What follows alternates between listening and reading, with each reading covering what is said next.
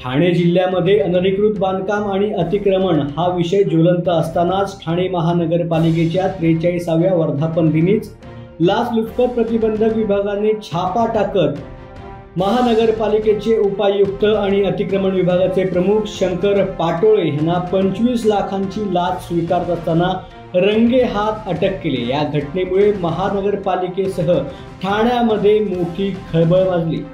मिळालेल्या अधिक माहितीनुसार शहरामधील एका बांधकाम व्यावसायिकाच्या जागेवरतील अनधिकृत बांधकाम हटवण्यासाठी पाटोळे यांनी 25 लाखांची लाच मागितली होती। संबंधित व्यावसायिकाने ह्याची तक्रार लाचलुचपत प्रतिबंधक विभागाकडे केली आणि तक्रारीच्या आधारावरती एसीबीच्या विशेष पथकाने सापळा रचून पाटोळे यांना वर्धापन दिनाच्या दिवशीच लाच स्वीकारताना अटक केलेला आहे।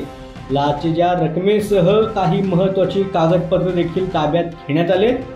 5 तास चाललेल्या पाटोळे यांच्या चौकशीमध्ये लाचलुचपत प्रतिबंधक विभागाने आता शंकर पाटोळे यांचा बाजार उठवून टाकल्याचं पाहायला मिळतंय।